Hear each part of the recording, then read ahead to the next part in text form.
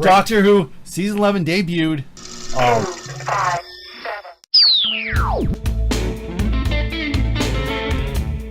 She was also on Broadchurch. Yeah. A lot of people saw her on Broadchurch. She was a minor character somewhat, but she was on that. She wasn't a minor character. Well, I don't know, not major though. She was the wife of was the mother of the kid that died. Well, yeah, she wasn't. It wasn't a completely major. Well, you didn't see her in like every scene like David Tennant almost. No, yeah. But so this premiered. It was actually, she pretty much fell through a train. Yep. For the most part, which was interesting. And it was like, I don't know, just for me, when she first started talking and started giving like her wittiness like the Doctor always has, the first thing, and both me and my girlfriend said the same thing, it's David Tennant. And then Bazinga said the same thing as well. It's David Tennant. Like, she has that same wittiness to it. I'm guessing, her accent. They're close to the same age, so I'm wondering if they went to the same film school as well. Oh, maybe. They have that same way about him. Who knows? Her and David Tennant are probably friends, and he probably gave her pointers as well. Yeah, like, she is the female David Tennant. Yeah, she really. I'm really excited to see what comes of this. Yeah, and I'm waiting for her to experience her first period. I don't think it's gonna be funny. No, if that happened. I don't think that happens. I know, but she's an alien. She's always been a man. Yeah, but you gotta remember with the Doctor, that's just an appearance. That's not. Yeah. That's not who they are. That's an appearance. Yeah, but sometimes in those shows they do go off of the continuity.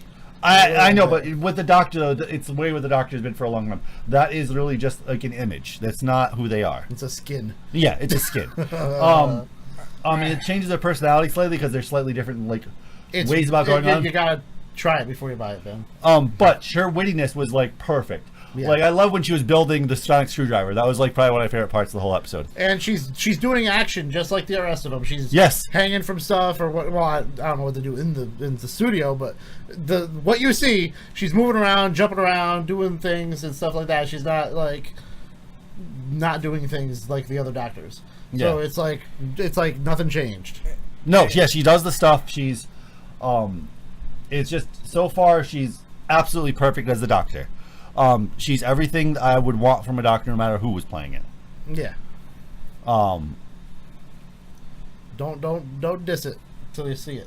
No, I already said it before. BBC, I have a way of bringing back the Doctor correctly, and that means David Tennant and Matt Smith. Like, I have a way. It's called alternate timelines, and it's just you can make that whole title Doctor Who alternate timeline, and then have them cross over somehow, and then go from there. Because I'm sorry, this is not my Doctor. This is not. No, why? You just heard from two people there. Like, I've been watching Doctor Who since the original series. I had a problem with the older gentleman. I can't remember his name sometimes. The last one.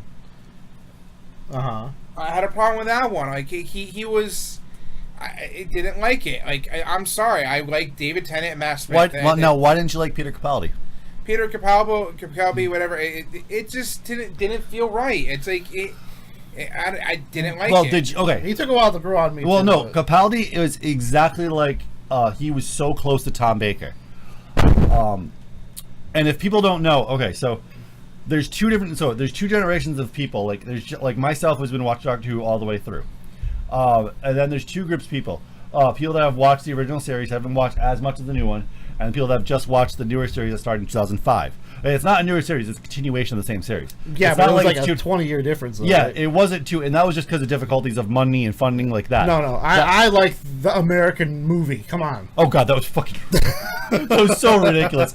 Because that was where they lost a lot of money because Fox screwed it up pretty badly for them. Yeah. That was a really big screw up, and it's one of the big regrets. And it wasn't actually considered canon for a long time because it was so bad. So, one of the biggest things though is that in the first generation, right, Tom Baker is like my David Tennant for you guys. Okay. Like, he's like, I don't understand where Ben's coming from. I would love to see more Tom Baker, personally. I love Tom Baker. He is the perfect Doctor. He is the best one. He did it so well. Like, I could watch those episodes over and over again, just like you guys talk about David Tennant.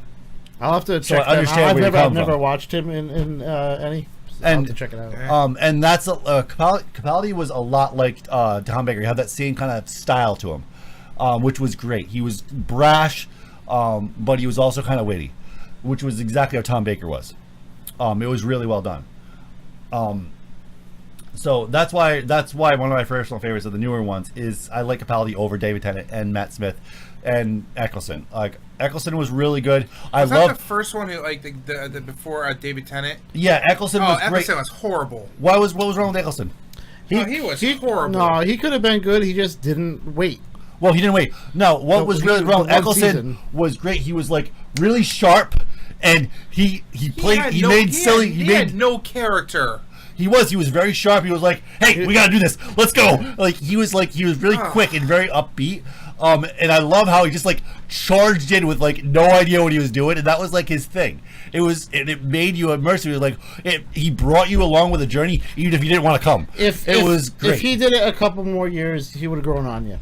Oh yeah, I really liked him in the first season. I mean, I think David Tennant did obviously a better job. But Eccleston, like there was something about it, like he was like one of those characters that like even if you weren't sure about the story where it was going, it was like he was gonna take you there anyway. Doesn't even matter.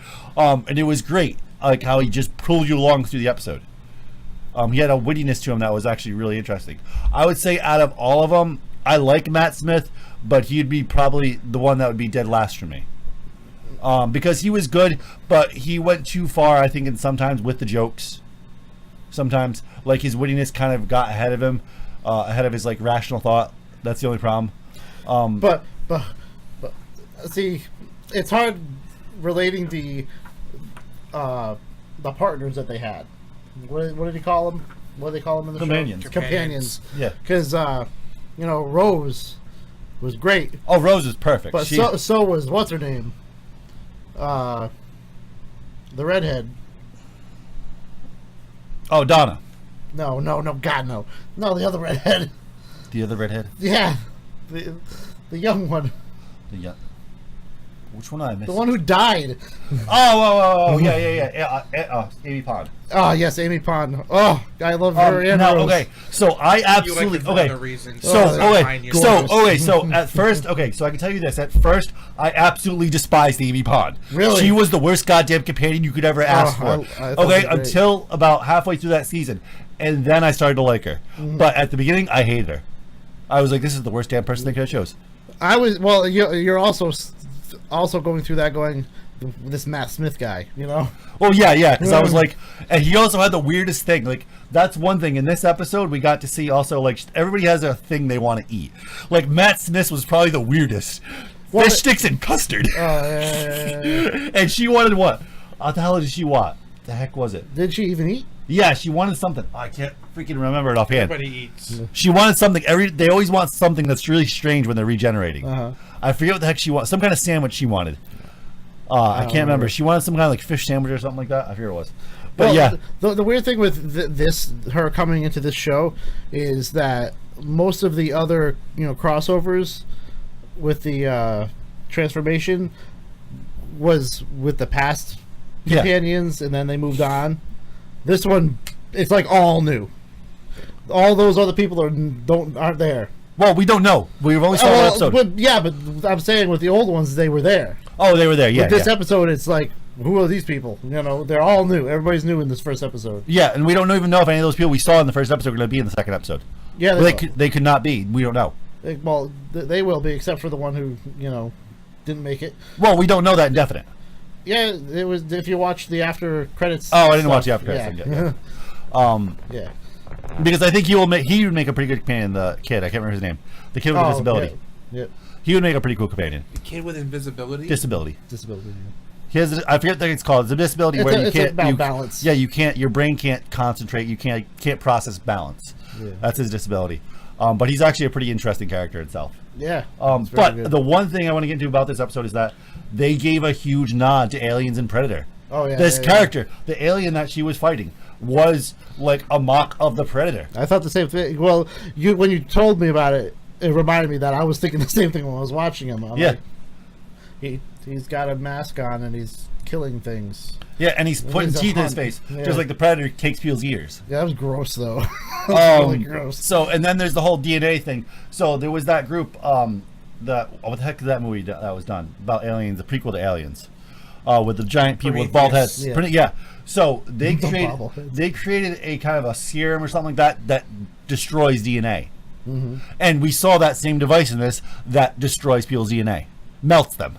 Oh yeah. That was a kind of a nod also too. So the whole episode was kind of not the whole, but a lot with the aliens was a nod to Aliens and Predator. And obviously he was hunting one human, just some random human guy who had like confidence issues or something. Yeah, all I can say is don't knock it until you try it. Yeah, he was really good. I was impressed. Because when you see her in Broadchurch, she's this like depressed woman who lost her child, so you really can't gauge her on that. No. But then you see her in this and she's like alive. Oh yeah, she was just like, holy crap, wow. Yeah. She was amazing. I liked her a lot. So we'll see what happens.